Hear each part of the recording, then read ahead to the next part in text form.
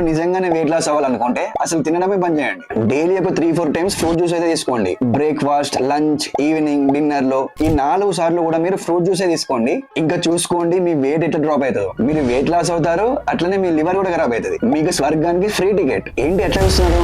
నమ్మరా? నేను చాలా మందిని చూసినా అసలు ఎక్కడ తెలుసుకుంటారో ఎవరు చెప్తారో కూడా తెలియదు. ఫుడ్ మొత్తం బంద్ చేస్తారు, జస్ట్ ఫ్రూట్ జ్యూసెస్ తో వెయిట్ లాస్ అవుతామని చూస్తారు. రీసెంట్ గా ఒక అతను తిండి మొత్తం మానేసి కొన్ని నెలల పాటు ఫ్రూట్ జ్యూస్ ఒకటే తీసుకున్నాడు. డైలీ ఒక 3-4 టైమ్స్ అయితే ఫ్రూట్ జ్యూస్ తీసుకున్నాడు. అతను ఆల్కహాల్ కూడా ఎప్పుడు తీసుకోలేదు. కొంచెం టైం తర్వాత అతను సిక్ అయిపోయి హాస్పిటల్ అయితే అడ్మిట్ అయ్యిండు. హాస్పిటల్లో అడ్మిట్ అయిన తర్వాత అతను తెలిసిన విషయం ఏందో తెలుసా? Grade 3 non alcoholic fatty liver. ఒకసారి గ్రేడ్ 3 లోకి ఎంటర్ అయిన తర్వాత కండిషన్ చాలా క్రిటికల్ అయిపోతుంది. గ్రేడ్ 3 ఫ్యాటీ లివర్ నుంచి క్యూర్ అవ్వడం చాలా కష్టం. అతనైతే ట్రీట్మెంట్ తీసుకుంటూ లివర్ ఫెయిల్ అయిపోయి చనిపోయిండు. మరి దీనికి అసలైన రీజన్ ఏంటో తెలుసా? ఫ్రూట్స్ లో మోస్ట్లీ ఫైబర్ అండ్ ఫ్రుక్టోస్ ఉంటుంది. ఫ్రుక్టోస్ అంటే ఒక టైప్ ఆఫ్ షుగర్. ఫైబర్ మన బాడీ నుంచి బయటకు వెళ్ళిపోతుంది, కానీ ఫ్రుక్టోస్ మాత్రం లివర్ అబ్జర్వ్ చేసుకుంటుంది. ఫ్రుక్టోస్ ని రెగ్యులర్ గా తీసుకుంటే దాన్ని బ్రేక్ డౌన్ చేయడం వల్ల లివర్ చుట్టూ ఫ్యాట్ అయితే ఫామ్ అవుతుంది. ఇట్లనే గ్రాడ్యువల్ గా ఫ్యాటీ లివర్ అయితే ఫామ్ అవుతుంది. ఈ ప్రాసెస్ ఎక్కువ టైం వరకు చేస్తే మన లివర్ కూడా ఖరాబ్ అవుతుంది. మనం డైలీ ఇట్లాంటి రిస్క్ ఏం తీసుకోకుండా నార్మల్ ఫుడ్ తో కూడా వెయిట్ లాస్ అవ్వచ్చు.